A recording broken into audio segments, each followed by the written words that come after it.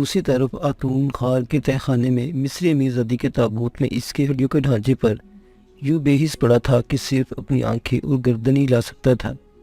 वो पदम नाग और देवी माया के बारे में सोच रहा था कि खुदा जाने वो कहाँ होंगे। इनको आतून की हालत ज़ार का कभी इल्म नहीं हो सकता था।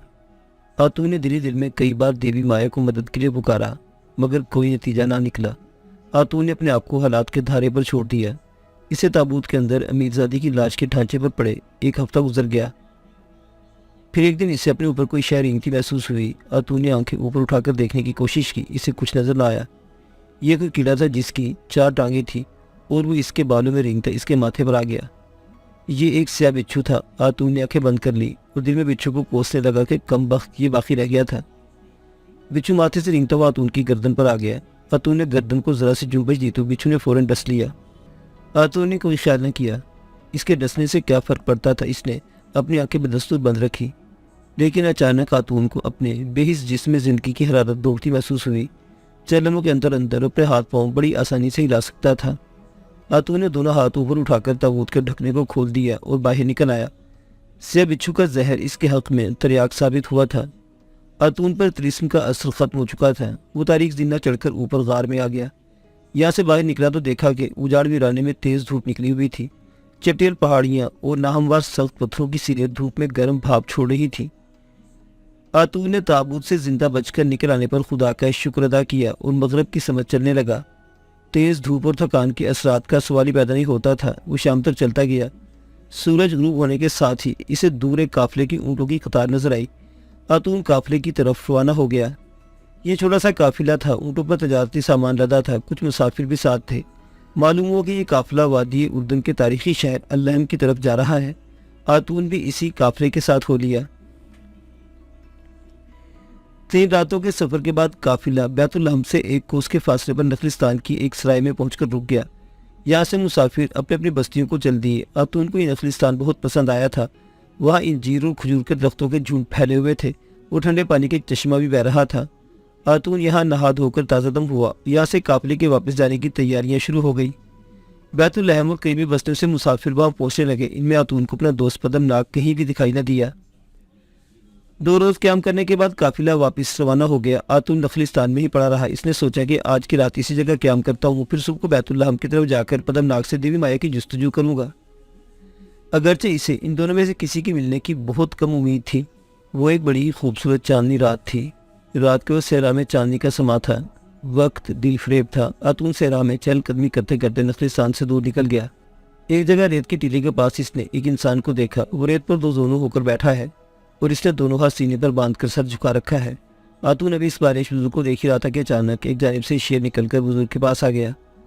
आतून इस बुजुर्ग को शेर के हमले से बचाने के लपक नहीं वाला था कि शेर बड़े आराम से बुजुर्ग के पहलू में बैठ गया और अपना सर बुजुर्ग के जिस्म से बड़ी मोहब्बत से रगड़ने लगा।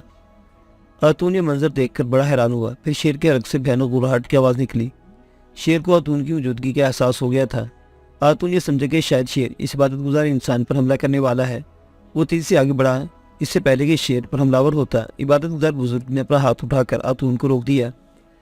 ऐ नौजवान, मैं जानता हूँ कि तुम मेरी जान बचाने के इरादे से आए, लेकिन घबराओ नहीं। ये शेर मुझे कुछ नहीं कहता। ये मेरा दोस्त है। शेर अपनी लाल लाल आंखों से आतून की तरफ देख रहा था। इसके अलग से हल्की सी गुर्राहट की आवाज़ निकल रही थी। बुजुर्ग ने शेर के सर पर हाथ फेरकर कहा, जाओ मेरे बच्चे, तुम अपने कछार में जाकर आराम करो। शेर अपने बारी जिस्म को मटकाकर टीले की तरफ चला गया। आतून ने बुजुर्ग से पूछा, आप कौन हैं और आधी रात को यहाँ किस लिए इबादत कर रहे हैं? बुजुर्ग ने कहा, मेरे बच्चे, मेरा नाम यूसुफ मजूसी है। मैं अपनी बेटी मारियाना के साथ बैतुल्लहम की छोटी सी बस्ती में रहता हूँ। आतून ने इसका नाम दोहराकर कहा, यह नाम तो आतिश परस्तों जैसा नाम है। क्या आप आतिश परस्त हैं?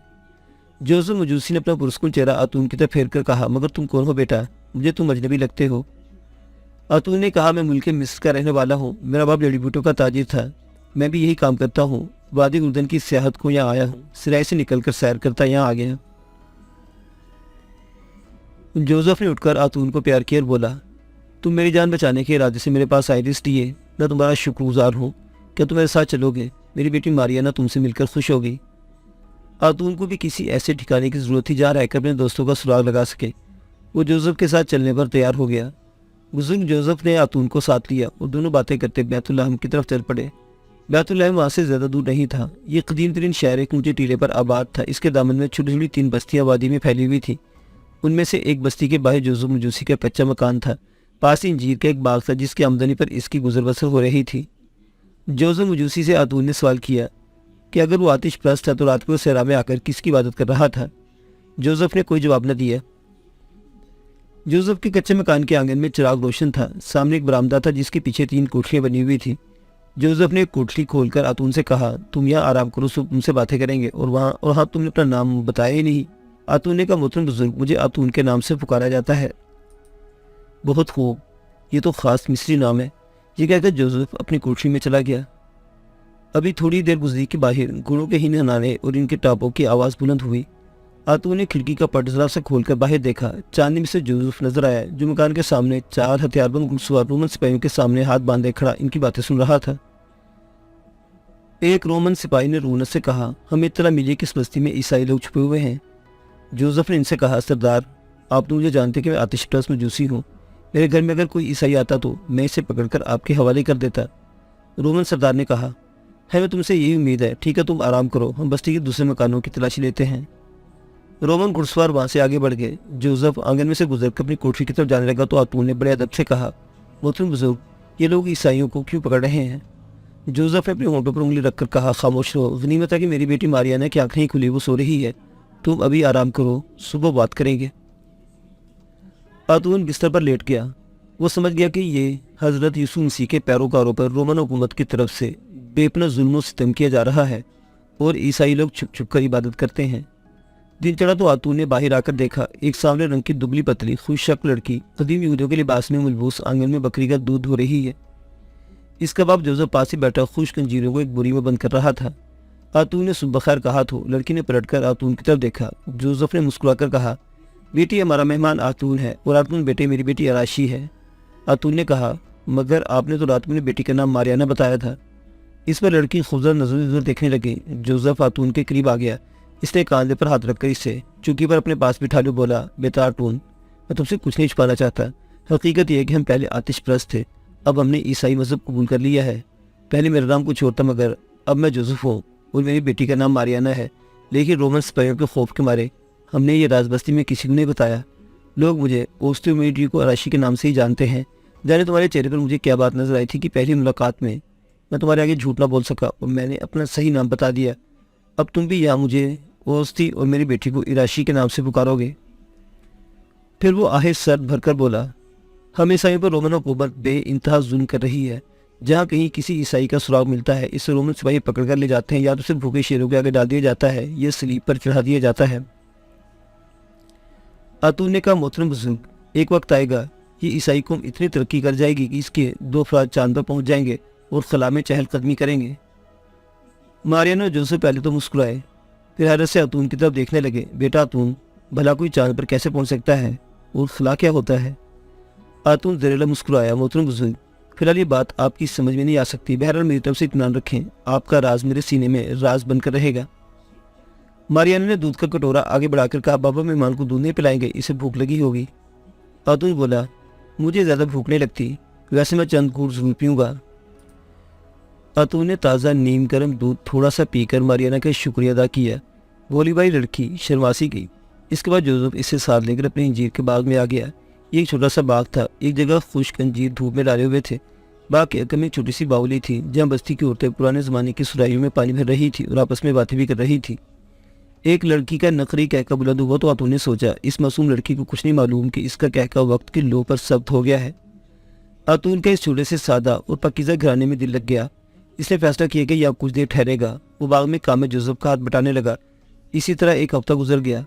एक रोज़ वो बुजुर्ग जोसेफ ही कि काम से बैतुल्लहम गया हुआ था। दोपहर तक वो बैतुल्लहम के करीब छते हुए बाजारों में घूमता फिरता रहा। हथियारबंद रोमन सिपाही इसे जगह जगह फिरते नजर आए। दोपहर के बाद आतून वापस बस्ती की तरफ आए। उसे दूरी से बुजुर्ग जोसेफ के कच्चे मकान से धुआं उठते देखा। इसका माथा ठनका।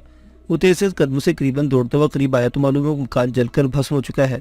बस्ती के लोगों ने आतून को बताया कि रोमन सिपाही जोसेफ की बेटी को पकड़कर ले गए हैं, क्योंकि वो दोनों ईसाई मजहब के पैरोकार थे।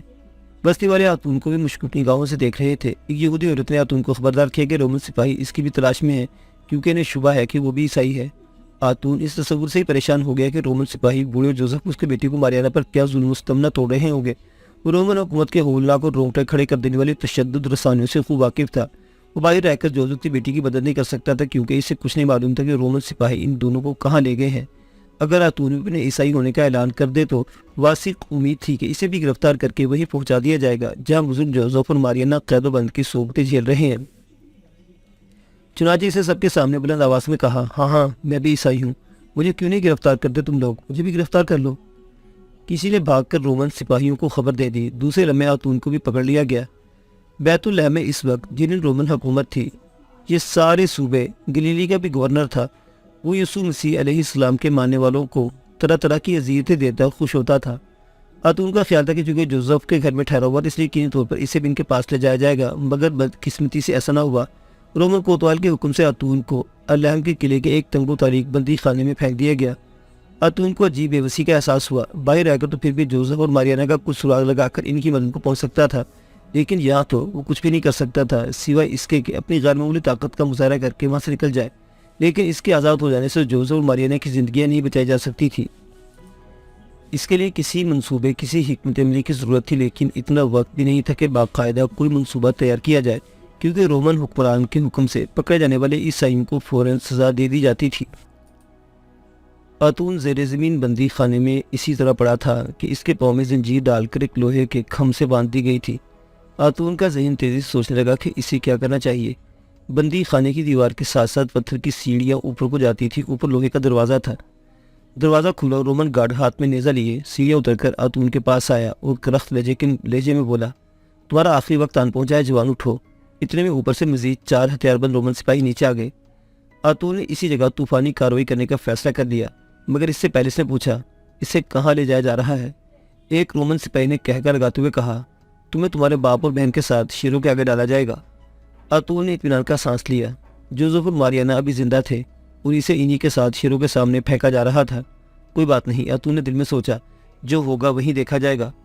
रोमन सिपाहियों ने आतून की जंजीर खोली, इसके दोनों बाजू रस्सी से पीछे की तरफ बांधे और बंदी खानों से निकालकर कई तारीख राहदारियों के अंदर ही अंदर से गुजार कर किले के एक ऐसे बेसवी आंगन में ले आए जिसकी कोसनुमा दीवार के साथ लोहे का एक सलाखदार दरवाज़ा लगा था। दीवार मशरिक से मगरिब की तरफ को 20 फीट ऊंची थी।